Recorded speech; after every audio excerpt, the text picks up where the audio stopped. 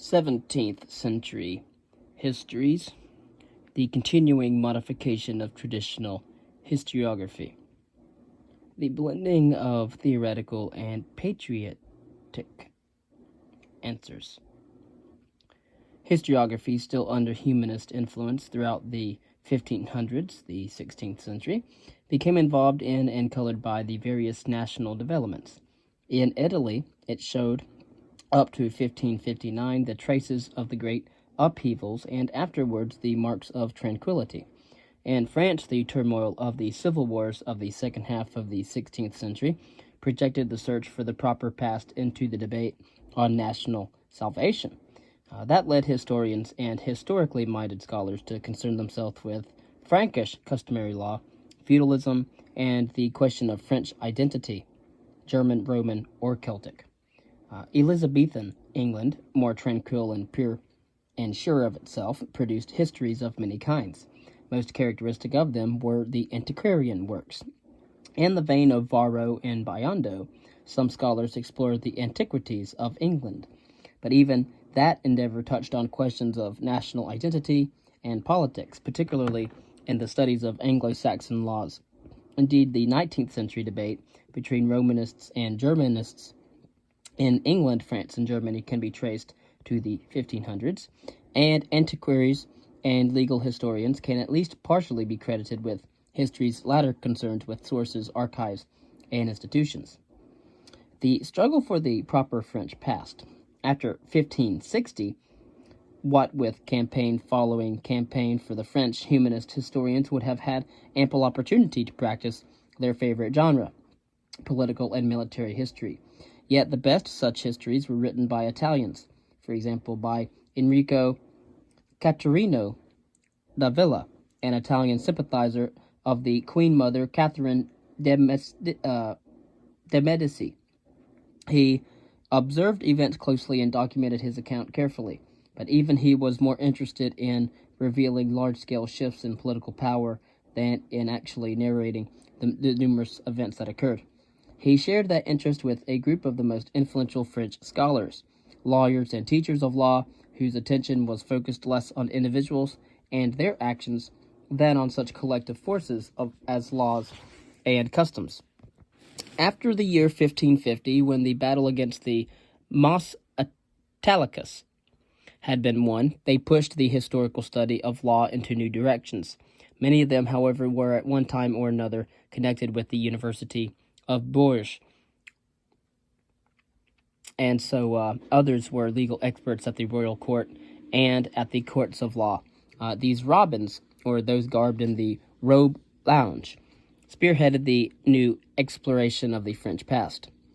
Again, you have many at the time: Charles du Moulin and Francois de Douarin, Francois Hotman, and Francois Baudouin, and of course Jacques Cujas. The early proponents of the Mos Gallicus had still wished to reestablish the pure Roman law as a universal model. That appreciation changed, however, when some of the legalists became Protestants and extended their dislike of the Roman Catholic Church to everything Roman. Francois Hotman considered all Roman influences on the French as corrupt. Not only was the Corpus Juris Civilis an unreliable jumble of republican and imperial Roman laws, but when the Roman law had been imposed on the Franks, it had suppressed the Frankish law that had best fit Frankish society. Roman law, Hotman had held, was not an ideal universal code, but simply the law of the Roman people. Hesitantly, Hotman had taken one small step toward the historical interpretation of law by tying together changes in law and society. Unfortunately, however, he stepped back when he simply replaced Roman law with a new, proper, and timeless model, that of Frankish law. Nevertheless, Hotman's approach led to an exploration of Frankish law and, in due course, to a new attitude towards the Middle Ages, which the humanists had so despised. When legal scholars studied that period, they puzzled over the origin of feudalism and objected to a Romanist interpretation for that development. Du Moulin showed that the Roman law knew no fiefs, and Hotman spelled out directly their German origin. You must think at this time that it wasn't really until the 19th century that history became an actual discipline within the university. And of course, there was the troublesome question of what kind of people the French were. For centuries, the Trojan origin of the Franks, suggested by Fredegar, had given pride and self-confidence to the French. So eminent a scholar as Gagwin, who most likely doubted the Trojan connection, deferred to it nevertheless.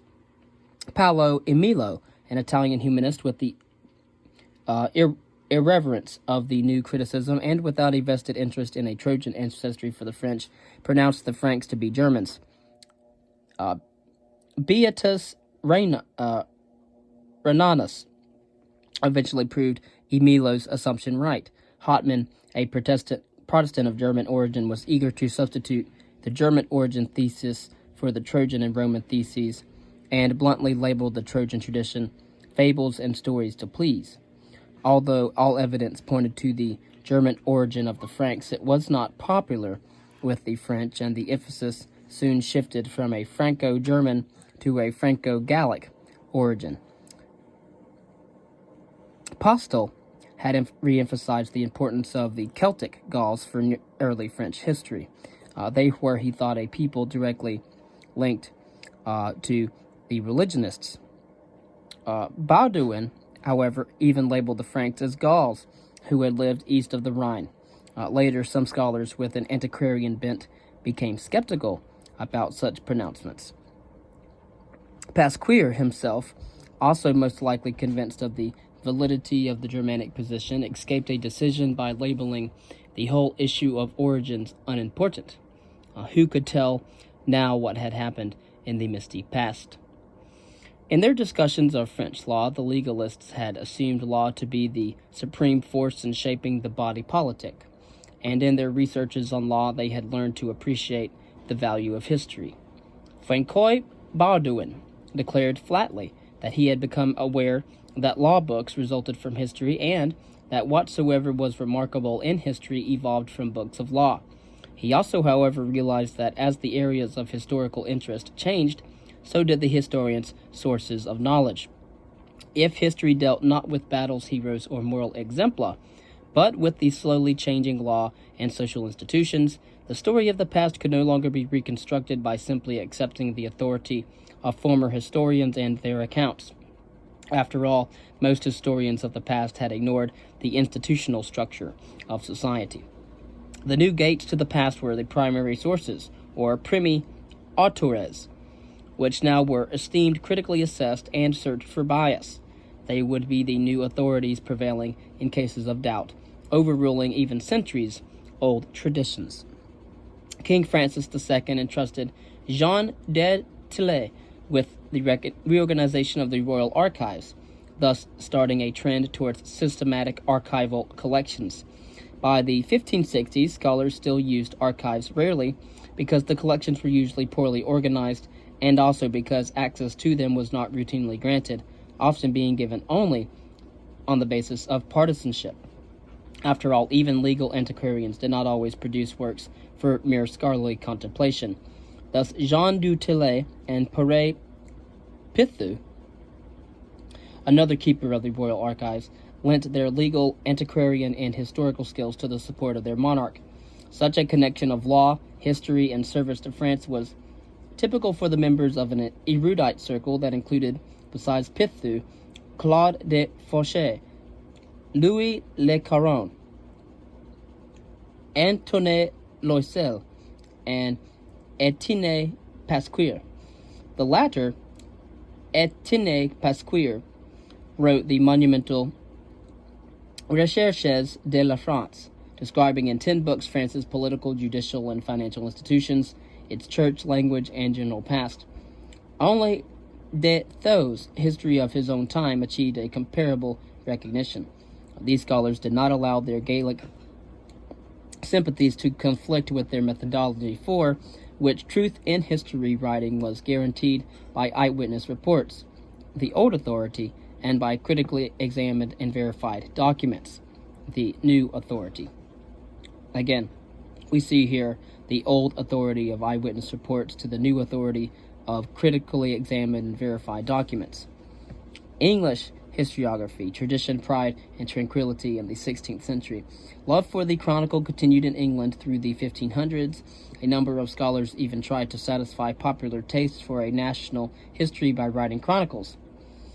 Edward Hall pleased Protestant and Tudor sympathizers with his union of the two noble and illustrious families of Lancaster and York. When Thomas Lanquet and Thomas Cooper abbreviated a number of chronicles into one compact account, an epitome of chronicles, it ushered in a boom in short histories. The printer Richard Grafton, who had continued Hall's work, included too much material from creation onward in his own chronicle at large, and failed in the market. And finally, Raphael Holinshed and some co-authors pleased their contemporaries with the Chronicles of England, Scotland, and Ireland. It provided a rich and appealing mixture of material taken from many chronicles, legend, those like Polydore Virgil and Matthew Parker's extraordinary collection of chronicles and documents, and remained a treasure house of information for a long time.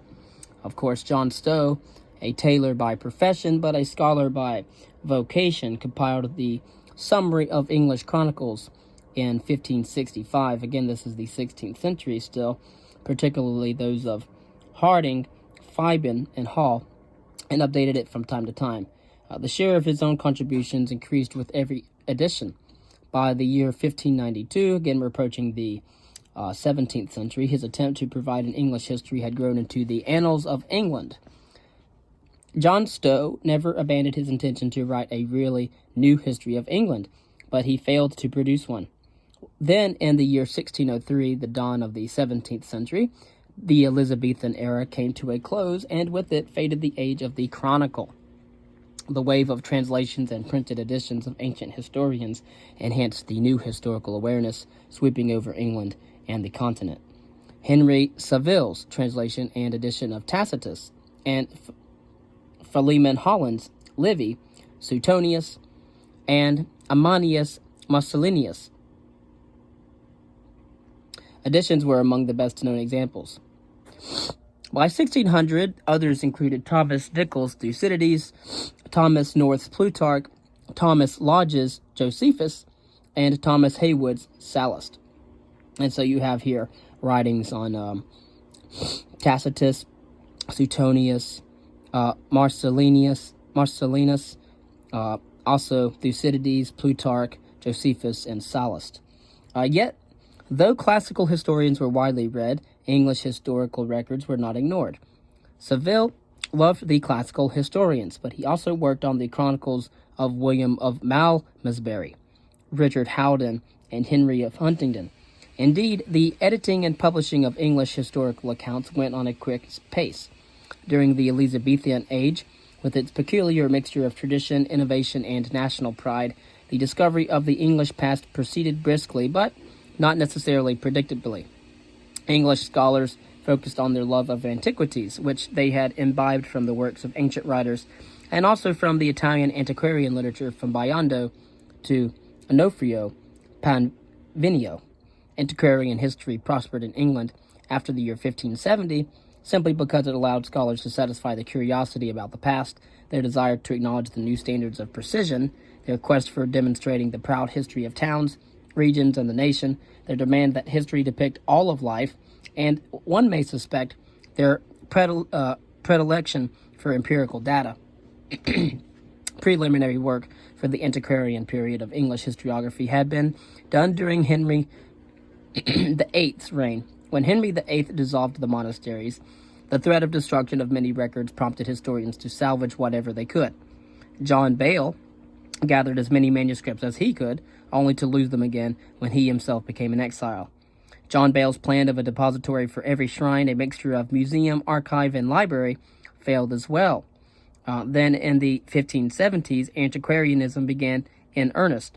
While historians influenced by humanist ideals told of individuals and their actions and narratives, antiquarians studied the remains of collective life. For centuries, the narrative and antiquarian approaches were rarely combined. Still, though, in Henry VIII's reign, John Leland drew up a visionary plan for English scholars to inventory all references to British place names in classical literature and and later English works, and to ascertain the actual locations referred to.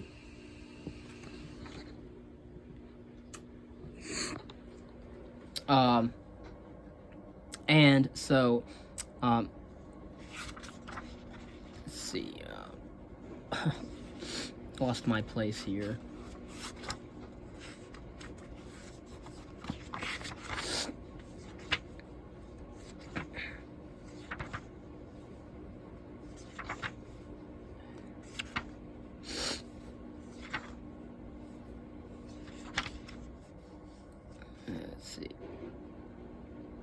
Alright, eventually inscriptions and objects such as coins, tombs, and ruins were added as research topics.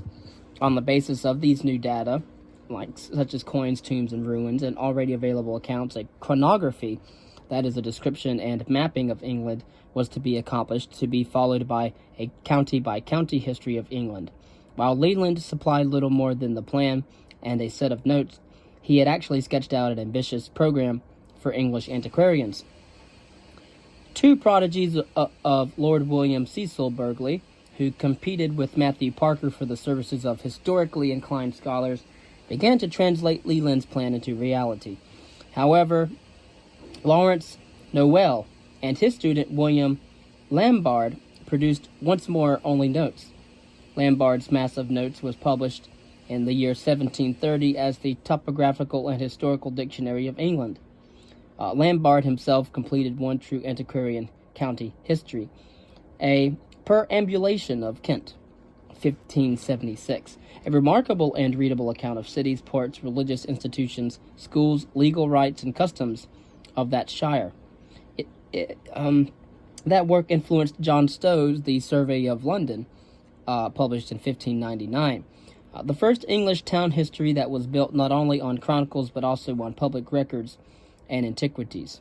Again, that was John Stow's Survey of London, 1599. It contained a history of London and a full description of past London life, including the water supply, firefighting procedures, welfare, garbage disposal, and drainage. The disparaging remark about late chronographers that write of nothing but mayors and sheriffs, and the of the day and the great frost, it could not be turned against him. The world of the London burgher had found in him its historian.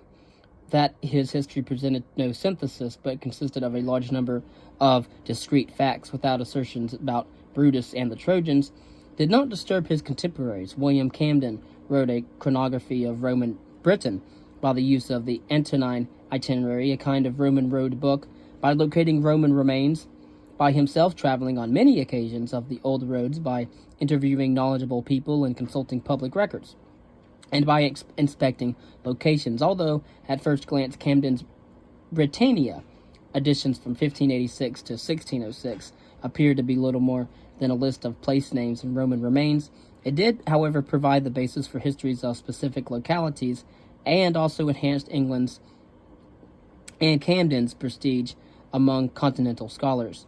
Some of these scholars were in contact with Camden, such as the geographer Abraham Ortelius and the antiquarian de Thou. Yet the Britannia did not hold readers spellbound and thus never became popular, despite Philemon Holland's good English translation of the Latin text. Antiquarians inevitably touched upon the troublesome problem of English ancestry. Historians of the Tudor period still affirmed the Trojans and the British heroes in England's distant past. Polydore Virgil, who had rediscovered Gildas's work, doubted the traditional version of early English history, but could not dissuade the English. Antiquarians may well have doubted the traditional accounts of early English history, but they discarded neither the descendants of Noah in the biblical text, nor the British author, nor that of Brutus, the great-grandson of Aeneas in ancient Greek history. National pride upheld the stories of a biblical Trojan, Greek, or British origin. Camden made light of the Trojan origin and celebrated the Roman phase of the early English past in his Britannia. However, to the rising English national consciousness with its strong Protestant component, the Romans were foreigners. Now was the time of the Anglo-Saxon tradition, which would eventually prevail gathered its early advocates at the time. Parker traced the English church's story back to the Anglo-Saxon period. Other scholars became interested in the Anglo-Saxon language, and Noel and Lombard were intrigued by the history of Anglo-Saxon law. In the year 1568, Lombard published the text of old Anglo-Saxon laws, Archaeonomia, and from this time began in earnest the fascination with the common law and the unique English institution, that of Parliament. The legal continuity seemed so convincing that it gave rise to the idea of the common law's immemorial antiquity and of Parliament as a part of a mythical ancient constitution. For decades, the attempts to interpret contemporary law and Parliament in those terms overshadowed thoughts of a development in law and politics that contemporary studies suggested. History clearly was popular in the Elizabethan age. English readers could study military histories, learn political lessons and proper conduct from historical handbooks, indulge in nostalgia through chronicles, get spiritual uplift and material for the defense of Anglicanism from histories, catch a glimpse of the New World, learn from the topographical accounts of antiquarians about early English life, and even be entertained, taught, and inspired by historical plays, of which Shakespeare's dramas were, of course, the most famous of the Elizabethan age.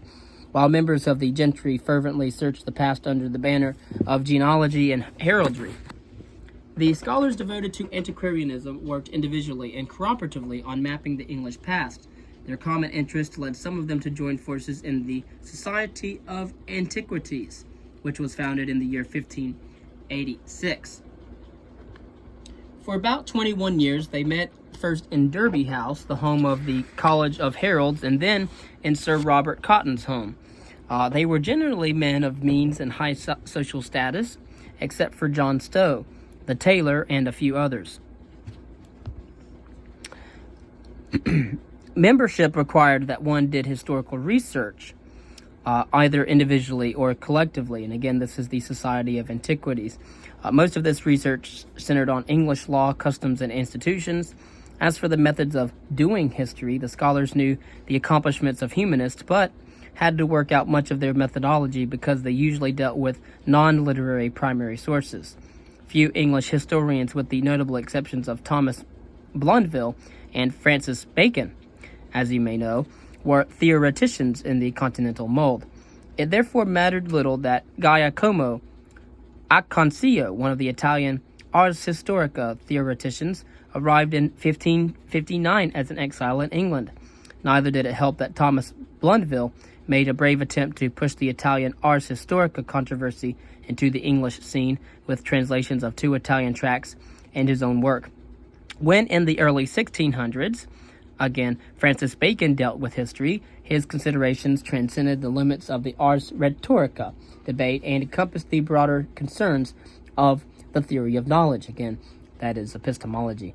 So as for the 16th century English antiquaries, they were content to explore the past, find and ascribe its remainders, and leave it at that.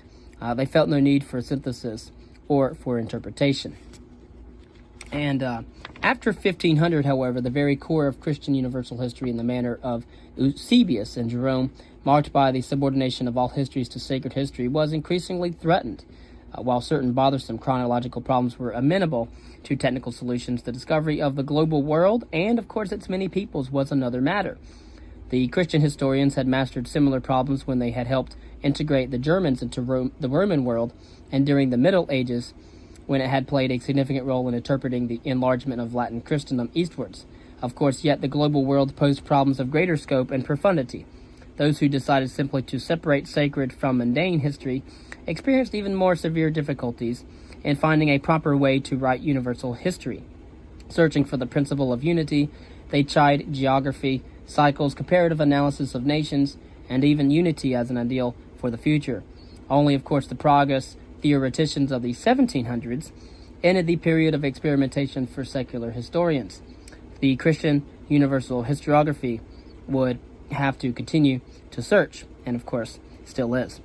Chronology revisited. Accordingly, ever since Africanus and Eusebius, time as the space for human redemption had been of great concern, one which by the late 1500s had brought forth at least 50 different dating schemes known as world eras, the time elapsed since the creation of the world, or Adam or Abraham, have you. Such variations resulted from the use of different Old Testament versions and counting methods.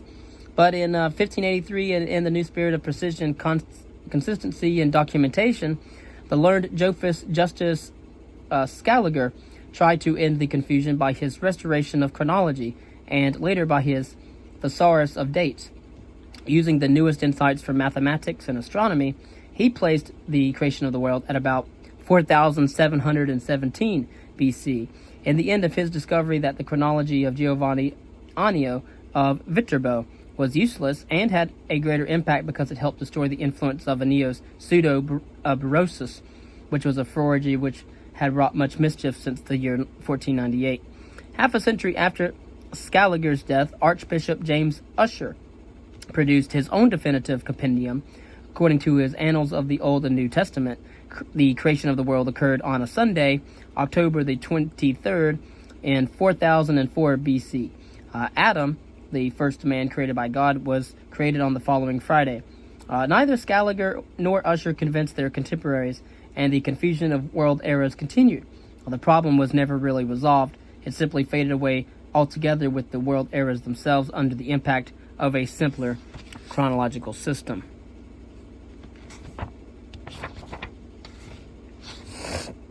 The Jesuit Dionysius Petavius, or Patain, had attempted to date events prior to Christ's birth according to Olympiad's world eras and since the founding of Rome scheme before he suggested in 1627 the counting of all years by the incarnation years, which meant counting the years before Christ's birth backwards. Petavius most likely knew of the early experiments with the BC scheme by Bede, Marianus Scotus, Lambert of St. Omer, and more recently the Carthusian Werner Rolvink, Filippo Foresti di Bergamo, and Johann Coelestinus Lazarus. So Dionysius Petavius, or Patain, gave the BC scheme, and it needed publicity in an era ready for simplification. And by the year 1650, the BC system had achieved well-nigh universal application in the West. Okay, so the BC system didn't really come around until about the middle of the 17th century. Since it still hinged the counting of years on a Christian frame of history, even Protestants found the scheme acceptable at the time.